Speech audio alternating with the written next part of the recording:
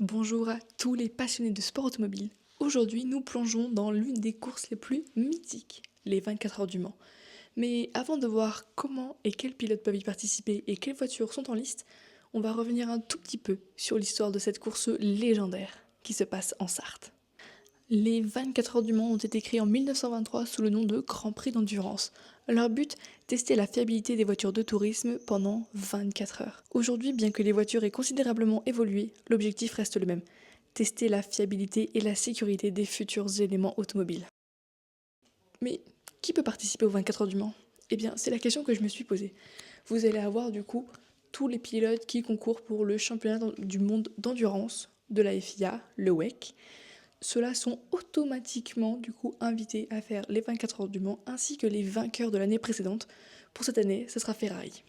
Mais si vous ne venez pas du championnat du monde d'endurance, pas de problème, n'ayez crainte, vous allez pouvoir participer aux 24 heures du Mans seulement si vous remplissez un dossier qui sera soumis au comité de l'ACO, l'Automobile Club de l'Ouest du Mans.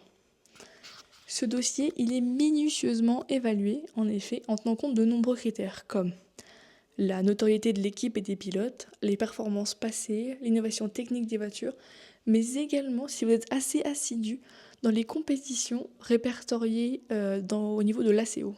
Maintenant passons aux stars de la grille, les voitures qui vont courir pendant les 24 heures du Mans. On va commencer par la LMH, simplement. Pensez à des marques emblématiques comme Toyota, Peugeot et Ferrari. Ces voitures sont des prototypes uniques où les ingénieurs peuvent laisser libre cours à leurs imaginations. Elles peuvent être équipées de moteurs hybrides ou non hybrides, produisant environ 670 chevaux pour un poids minimum de 1030 kg. Avec leur design aérodynamique révolutionnaire, elles sont faites pour être non seulement rapides, mais aussi fiables sur de longues distances. Maintenant passons au Le Mans Daytona H. Ces voitures ressemblent beaucoup au LMH, mais avec une différence clé. Elles utilisent un châssis standardisé fourni par l'un des 4 constructeurs agréés comme Dallara ou Ligier. Elles doivent également intégrer un groupe motopropulseur hybride commun. Des marques comme Acura, BMW, Cadillac et Porsche sont à l'origine de ces merveilles technologiques. Malgré la standardisation, elles restent extrêmement performantes et coûtent moins cher à développer que les LMH. Les hypercars participent au championnat du monde d'endurance de la FIA, le WEC, et à l'IMSA WeatherTech Sport Car Championship. Ensuite, nous avons les LMP2, conçus pour des équipes privées. Ces voitures sont idéales pour ceux qui veulent participer à cette course mythique sans les ressources des grands constructeurs. Ce qui veut dire que, par exemple, si je veux créer mon équipe, mais que je ne suis pas une écurie constructrice, imaginons que je ne travaille pas pour Toyota, je ne peux pas donc fournir ma voiture, je peux demander à un constructeur de me vendre leur voiture, mais courir sous mon propre nom. Bah, je sais pas, on pourrait créer une équipe du genre Sally Racing Team. Et là, dans ce cas-là, je fais appel à un constructeur, Toyota, Peugeot, Ferrari, pour qu'ils me fournissent leur prototype et je courrai avec leur prototype mais sous mon nom. Au niveau des constructeurs, du coup, on pourra faire appel à Oreca, Ligier, Dallara ou Multimatic. Niveau motorisation, on est sur un moteur Gibson V8 atmosphérique de 4,2 litres, environ 600 chevaux et environ 950 kg. Ces voitures sont moins puissantes que les hypercars mais restent très compétitives et plus accessibles financièrement. Elles sont souvent le point de départ pour de nombreux pilotes et équipes qui rêvent de la gloire au Mans. Les LMP2 participent à plusieurs championnats, le WEC, l'European Le Mans Series ELMS, l'Asian Le Mans Series, ASLMS et l'IMSA WeatherTech Sport Car Championship. Maintenant, passons aux LMGTE, les voitures de grand tourisme. Elles se déclinent en deux sous-catégories comme je vous l'ai dit, en Pro et en AM. Pour les pros, imaginez des Ferrari, Porsche, Aston Martin et Chevrolet Corvette transformées en bêtes de course. Basées sur des voitures de série, elles sont modifiées pour améliorer l'aérodynamisme, la suspension et le freinage.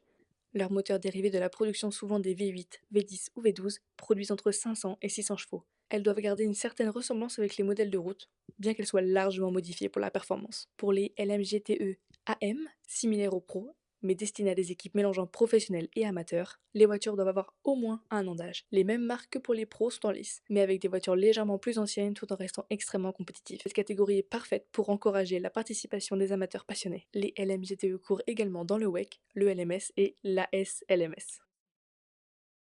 Ce que je vous ai pas dit, c'est qu'il y a une quatrième catégorie de voitures qui peuvent participer au Mans. Elles se font assez rares puisque ce sont des voitures considérées comme innovantes. Elles sont hors classement, elles ne sont ni des prototypes, ni vraiment des voitures GT, hors classification. Ce sont des voitures qui sont là, invitées pour les 24 heures du Mans, plus pour tester leur performance et leur côté un peu esthétique.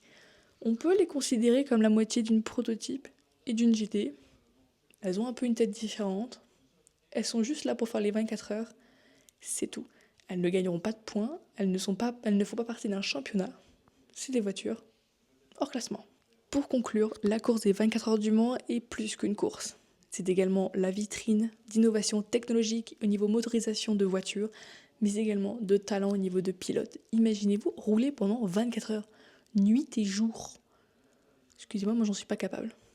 Que vous soyez professionnel ou amateur, la route vers les 24 heures du Mans est semée d'embûches, de défis, mais beaucoup d'opportunités. Alors je vous souhaite, si jamais vous rêvez d'y participer, de foncer, parce qu'on sait jamais. Sur un malentendu, ça peut marcher. Et voilà pour notre plongée dans les 24 heures du Mans, une vidéo un petit peu courte, mais c'est juste l'introduction. Si vous aimez ce genre de contenu, n'hésitez pas à vous abonner et à nous suivre sur TikTok. En effet, Mia et moi-même sommes beaucoup plus actifs sur TikTok, mais nous pouvons également faire des petites vidéos sur YouTube, sur la plateforme, pour vous partager du sport automobile de manière un peu plus longue et un peu plus développée. A très bientôt sur Track Time. Ciao.